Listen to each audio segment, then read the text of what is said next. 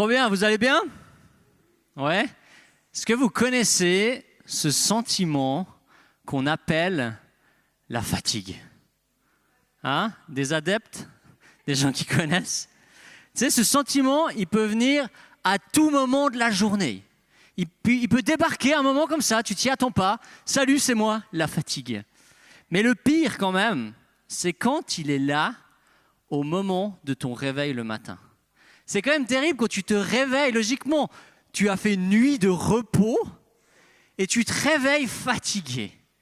C'est quand même affreux. Tu sais, c'est ce moment où tu te lèves et puis tu regardes derrière toi et tu vois qu'en fait, tu es en train de laisser une partie de toi sur le lit. Puis tu es là, tu vas me manquer aujourd'hui. Je me réjouis de te voir ce soir à nouveau. C'est pas ta femme, c'est la partie qui s'appelle la joie, la bonne humeur, la motivation. Tu sais, il y a ce genre de journée, tu sais que quand tu te réveilles, ça ne sera pas là. Tu sais, ces choses-là ne seront pas présentes durant ta journée. Et moi, cette semaine, j'étais tellement fatigué que les matins, je ressemblais un peu à un ours qui sort d'hibernation, tu vois. Oh, je voulais dormir encore quelques mois. Grincheux, là, qui râle sur tout le monde. Jusqu'à 8 heures. Après, il n'y a plus les enfants. Ça redescend. Mais je ressemblais un peu à un ours. Et il y a même une nuit, en fait, j'étais tellement fatigué cette semaine, il y a même une nuit, je me suis réveillé. Je me suis dit, super, encore une de ces insomnies au milieu de la nuit. Parce que moi, je suis un spécialiste des insomnies au milieu de la nuit. Je me lève et je suis là, super, encore une insomnie. Et je regarde mon réveil, et non, c'était le matin. Un moment vraiment difficile. Tu sais, c'est l'inverse de « Oh non, c'est déjà le matin. » Ah non, c'est que 3 heures du matin. Je peux dormir encore 4 heures. C'est l'effet inverse, tu vois. Et il y a un truc que je trouve hyper embêtant avec la fatigue, c'est qu'en fait, la fatigue, elle fait de nous des sous-versions de nous-mêmes. Tu sais, la fatigue, c'est comme si elle prend nos défauts et puis elle les multiplie. C'est hallucinant cet effet. Par exemple, moi, je ne suis pas le gars le plus émotionnel et expressif que tu vas rencontrer dans ta vie. Ok ? Mais quand je suis fatigué, mais je suis plat, mais tellement plat que les Pays-Bas, ils sont jaloux de moi, tu vois. J'ai tellement pas d'émotion que Chuck Norris, il a peur. Il a peur. Ou un autre exemple, je suis quelqu'un d'assez engagé, motivé, je fais les choses, je me donne, je stresse pas mal pour ce que je fais, etc. Et quand je suis fatigué, mardi passé, quand je suis fatigué, je peux vraiment être un ado qui s'en fout de tout et qui ne se met plus aucune pression. Je suis tellement pas stressé qu'honnêtement, je pourrais rejoindre les Marines, tu sais. Je pourrais tout supporter à ce moment-là quand je suis fatigué. Et c'est drôle parce que ma femme, elle, quand elle est fatiguée, elle est plus émotionnelle. Tu dirais, ok, la fatigue, elle nous rend moins émotionnels. Non, la fatigue, elle accentue nos défauts. Pourquoi c'est pas l'inverse ? Pourquoi quand on est fatigué, on n'aurait pas tout d'un coup des capacités mentales extraordinaires ? Ton vogue d'allemand, bam, il revient comme ça. Pour te préparer un examen, je fais une nuit blanche. Je sais que si je suis fatigué, ça va fonctionner. Non, pourquoi ? Pourquoi seulement ? Mais il y a quand même un truc que la fatigue, elle accentue positivement, c'est le rire. C'est quand même extraordinaire les fous rires qu'on peut avoir quand on est fatigué. Je me souviens quand on avait des Mathéo tout bébé, qu'on ne dormait pas du tout la nuit. Des fois, tu pouvais avoir ces moments de fou rire, mais qui ne voulaient rien dire, mais tu étais juste mort de rire. Bref, pourquoi je te parle de ça, la fatigue ?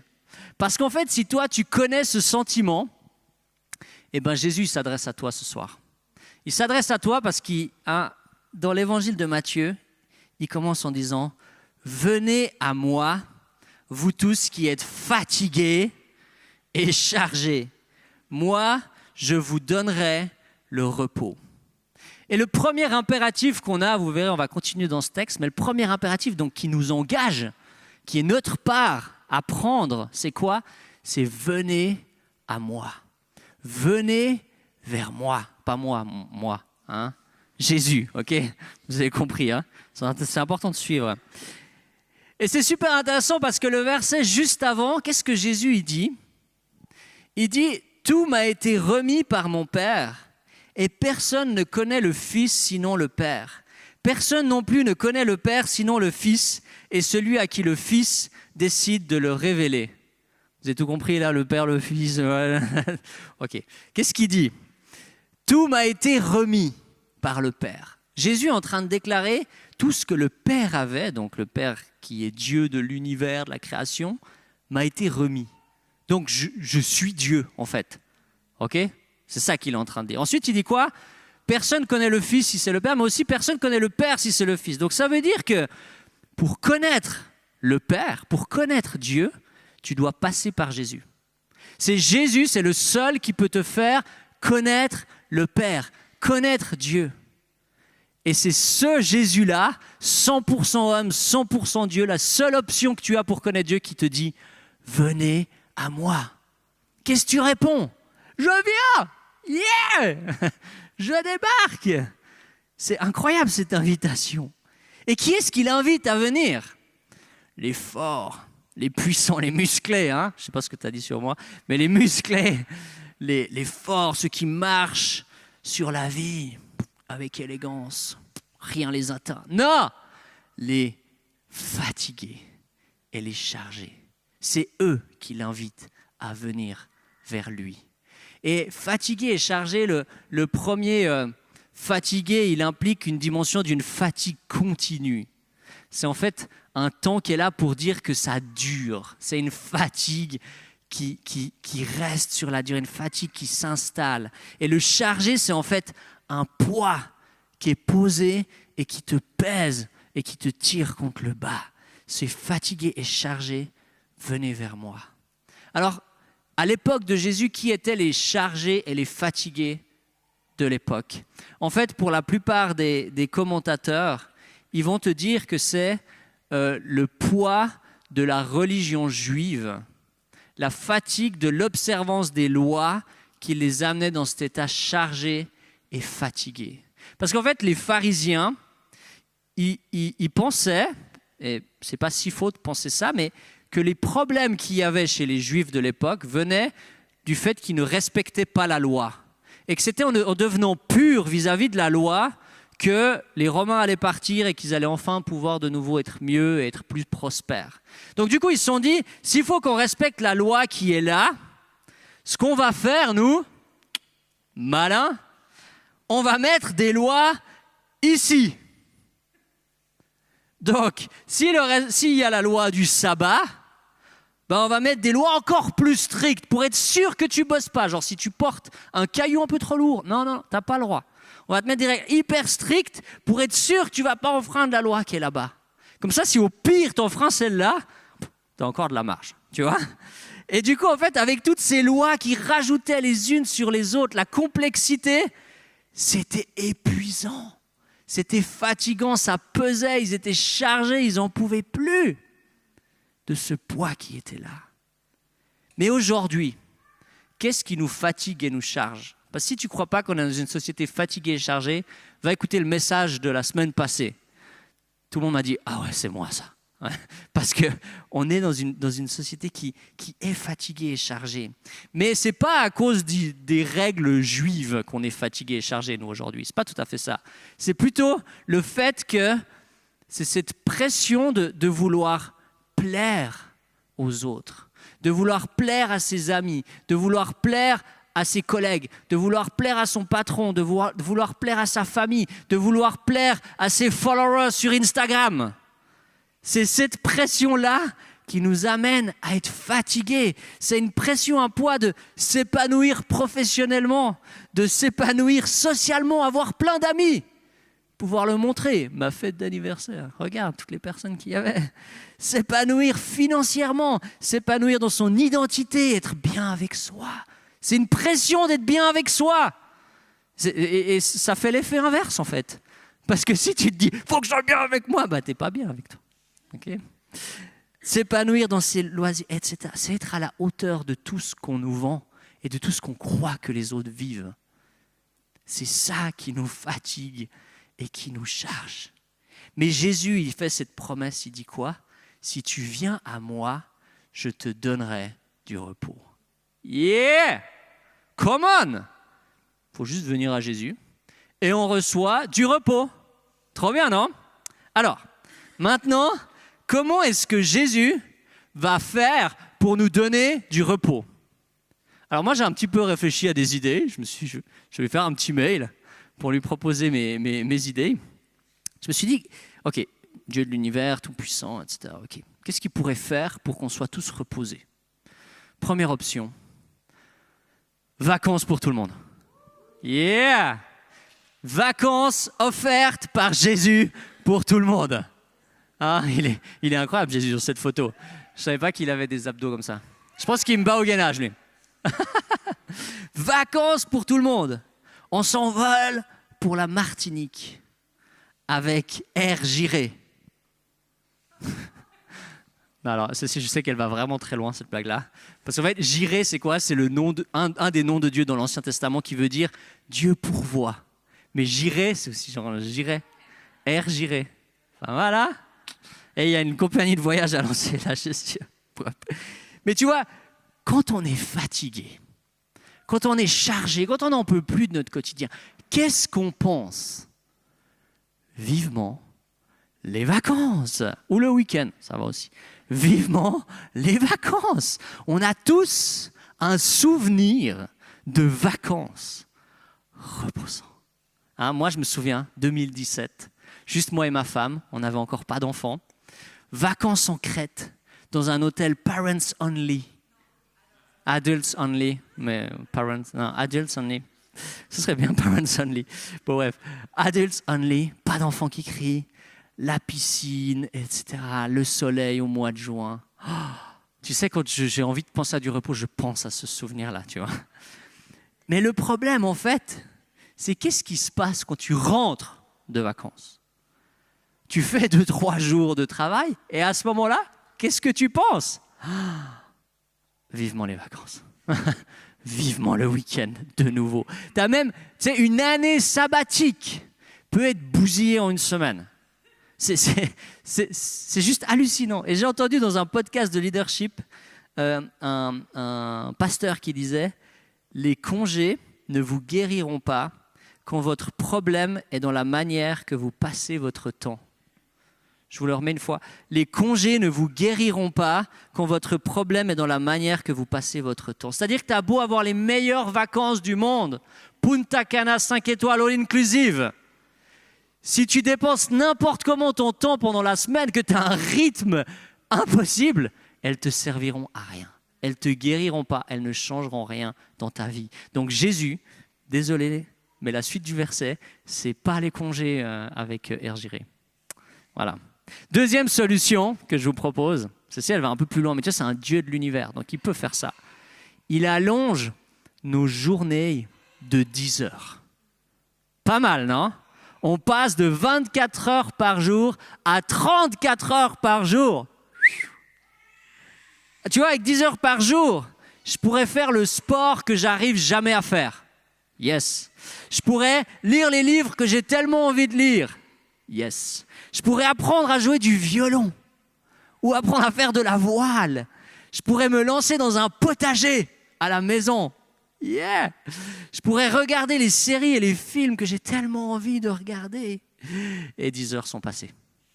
En fait, qu'est-ce qui se passe si tu as 10 heures de plus? Tu vas les remplir de choses qui te fatigueront plus. C'est comme les armoires à la maison. C'est hallucinant. J'ai jamais entendu quelqu'un me dire « Moi, j'ai beaucoup trop d'espace de rangement chez moi. Je ne sais pas quoi en faire. » Tu as une nouvelle armoire, tu as des objets qui débarquent, tu ne sais pas d'où, et qui remplissent l'armoire. En une semaine, elle est pleine, ton armoire, mais tu ne sais pas de quoi.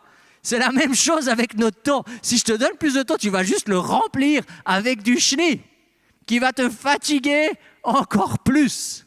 Si tu n'arrives pas à te reposer en 24 heures, tu n'arriveras pas à te reposer en 34 heures. Je te le garantis. Je n'ai pas expérimenté, mais je pense. Bref, qu'est-ce qu'il pourrait faire encore Jésus? Te dire, je vais venir faire ta lessive, ton ménage, la cuisine, etc., etc. Non. Qu'est-ce que Jésus, il t'offre?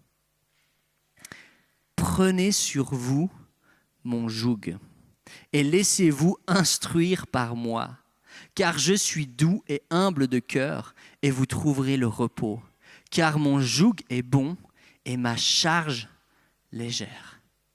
Jésus te dit, venez à moi et je te donnerai du repos. Et qu'est-ce qu'il te donne? Qu'est-ce qu'il te donne?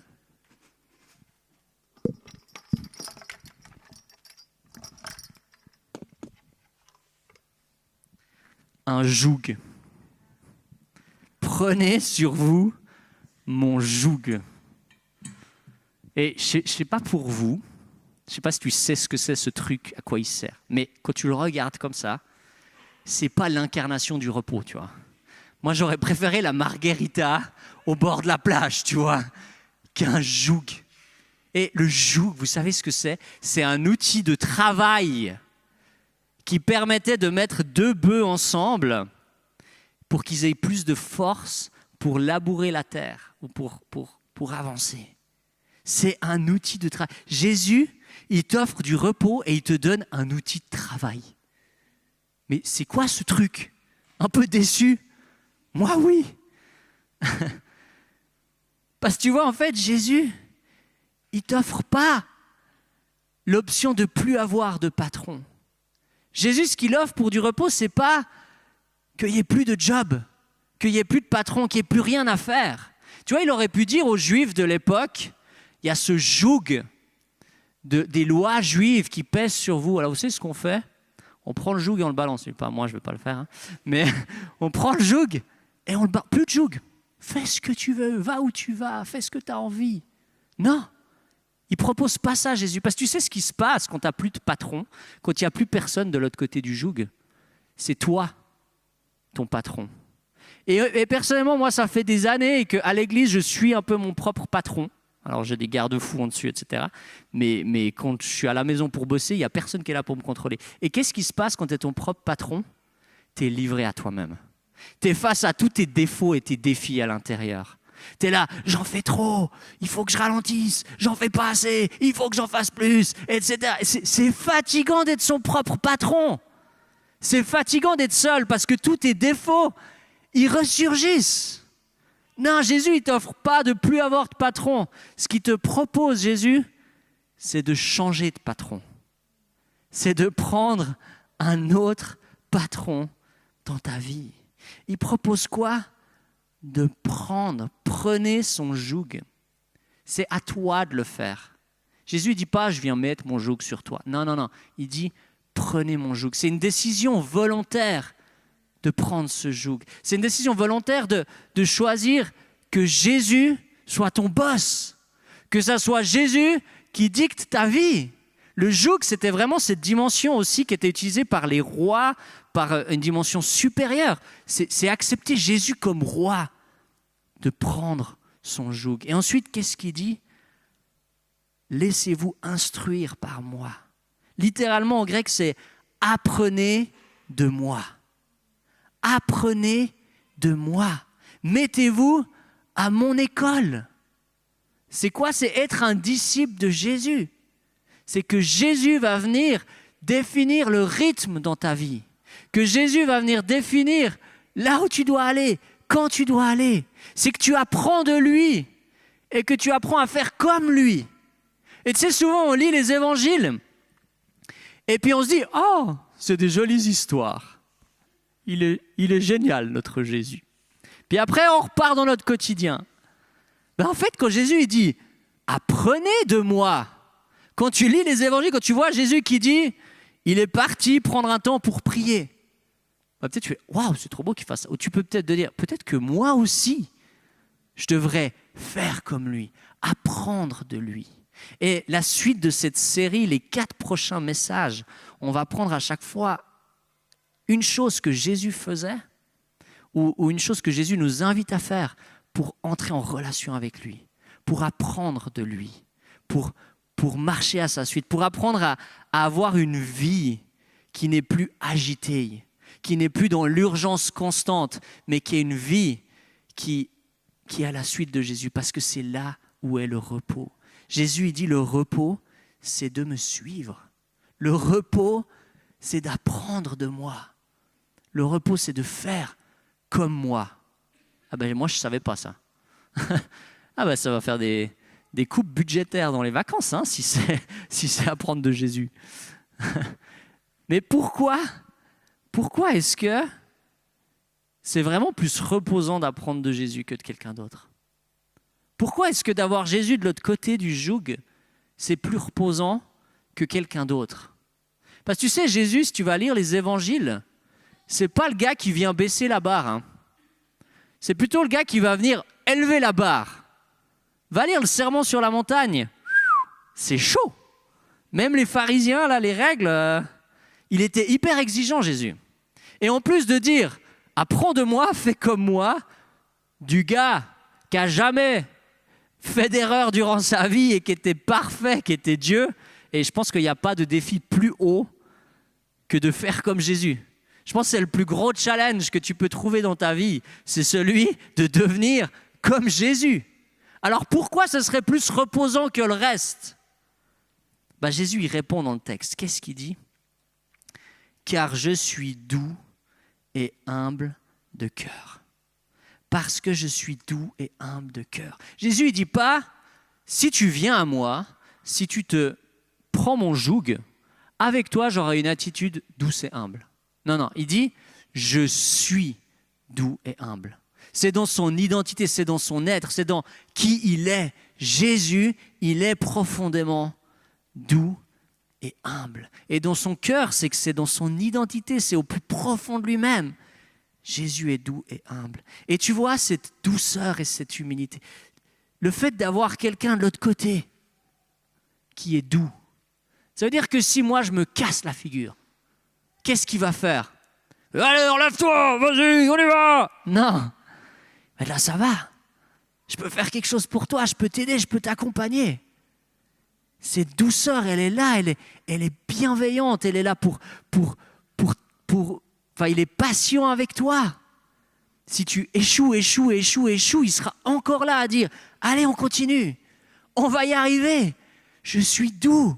Oui, la tâche qui est devant nous, elle est énorme. Mais moi, je suis doux. Je suis doux avec toi et je t'accompagne. C'est quoi l'opposé de la douceur? C'est la dureté. Et les chefs, les patrons durs, c'est les pires. C'est ceux qui nous étouffent, qui nous écrasent. Cette douceur, c'est tout ce qu'on cherche pour quelqu'un qui nous accompagne et qui nous guide. Ensuite, qu'est-ce qu'il dit? Je suis humble. Cette humilité, ça veut dire qu'il ne va pas utiliser ce joug pour appuyer sur toi, pour que lui, il ait moins de poids à porter. Il ne va pas t'utiliser pour que ça soit plus facile pour lui. Il est venu pourquoi? Pour te servir. Il est venu pour mourir sur une croix pour toi. Et le Dieu de l'univers à qui le Père lui a tout remis, il aurait pu venir conquérir le monde, dominer les nations et instaurer son royaume où tout le monde sera à son service. Mais il aurait pu faire ça, Jésus. Mais non, il vient pour servir. Il vient avec humilité et avec douceur. Et moi, je me suis dit, mais imagine quand tu es dans ta vie et puis que tu essaies d'avancer, d'accomplir des choses et puis que des fois, il y a des moments où tu es découragé, il y a des moments où tu es fatigué, il y a des moments où tu n'en peux plus. Et là, qu'est-ce que tu fais? Tu tournes la tête et tu vois Jésus à côté de toi. Mais moi, je trouve qu'il y a quelque chose de tellement intime. Jésus juste là, à côté, qui porte ce poids avec moi, qui avance avec moi, qui a cette douceur et cette humilité. Waouh! C'est ça qui fait que c'est reposant. Parce que c'est Jésus de l'autre côté. Et j'ai envie de te dire, peu importe qui tu mets de l'autre côté, au bout d'un moment, ça deviendra fatigant et chargeant parce que personne n'est à la hauteur de Jésus. Alors, est-ce que tu es prêt à prendre ce joug, d'être lié à Jésus? C'est même une image, le joug, qui est prise dans l'Ancien Testament pour parler de l'alliance. C'est cette intimité, cette alliance, tu sais, qui vient aussi de l'alliance du mariage, de cette décision de dire, je suis uni à toi. Et là où tu iras, j'irai. Là où tu m'emmèneras, je viendrai avec toi. Je te suivrai. Je serai avec toi. Parce que c'est là où est le repos. Et en fait, la grosse différence, c'est que si de l'autre côté tu mets la religion, comme ils faisaient à l'époque des Juifs, les rites, les trucs à accomplir, pourquoi? Pour être pur, pour être saint, pour être meilleur toi-même. En fait, ce qui se passe, c'est que c'est constamment que tu portes ce joug pour accomplir quelque chose. Tu portes ce joug pour réussir à aller à quelque part. Ou quand tu mets le succès, l'épanouissement, comme j'ai dit, ou autre chose dans ta vie, ou quelqu'un, tu es toujours là en mode « je fais ça pour lui plaire, je fais ça pour réussir, je fais ça pour être plus pur, pour être plus parfait. » Mais quand tu mets Jésus à côté, qu'est-ce que Jésus déclare sur la croix? Tout est accompli. C'est-à-dire que quand tu prends le joug avec Jésus, c'est plus envie d'accomplir quelque chose, c'est déjà accompli. C'est déjà derrière. Et c'est ma révélation que j'ai eue pour ce message, c'est que j'avais cette habitude de faire un truc que j'aimais trop dans ma vie.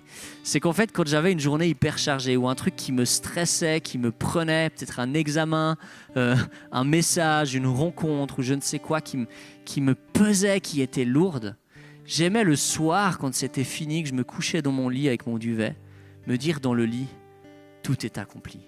Tu vois, il y avait un truc hyper apaisant de se dire, c'est bon, c'est fini, tout est accompli. Et en fait, en préparant ce message, je me suis dit, si je me dis tout est accompli à la fin de la journée, ça veut dire que le joug que je porte, c'est celui du succès personnel. Le joug que je porte, c'est celui de réussir ma journée, de réussir à faire tout ce qu'il y a à faire. C'est ça le joug que je porte. Non, si c'est le joug de Jésus que je porte, le matin, en me réveillant, je peux déclarer tout est accompli. Tout est accompli. Même si je foire ma journée, Jésus, il est là, il m'aime. Il m'accompagne. Il est avec moi. Il a cette douceur et cette humilité. Et c'est ça qui fait qu'on a tellement de repos. Parce qu'on entre dans ce que Dieu veut pour nous. Et il n'y a rien de plus reposant que d'être dans ce que Dieu il veut pour ta vie. Quelque chose qui se met en place. Je te propose de finir ce message en fermant les yeux. Et j'ai envie de te proposer de t'imaginer avec ce joug sur les épaules. Et que finalement tu vois ce chant qui peut représenter ta vie. Et j'ai envie de te demander qu'est-ce qui pèse sur tes épaules? Quelle est la pression que tu as? Qu'est-ce qui est lourd? Qu'est-ce qui t'amène de la fatigue?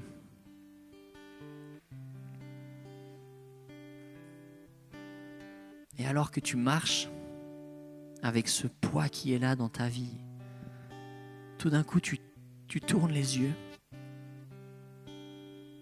et tu vois Jésus à côté de toi. Ce Jésus doux et humble, mais en même temps, Dieu de l'univers est tellement puissant et tellement grand qu'il est là à tes côtés. Vous échangez un regard. Il est là avec toi. Et qu'est-ce qu'il te dit? Comment est-ce que tu te sens?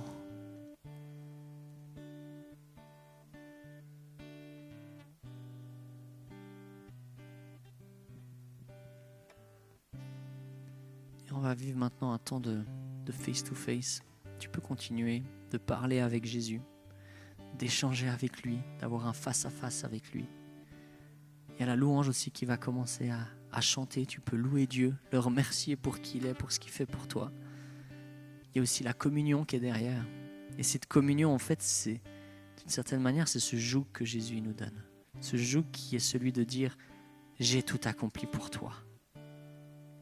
Et si tu as envie de prendre cette décision, de prendre ce joug ce soir, tu peux aller prendre cette communion comme un signe et comme quelque chose où tu saisis ce que Jésus a envie de te donner. Amen.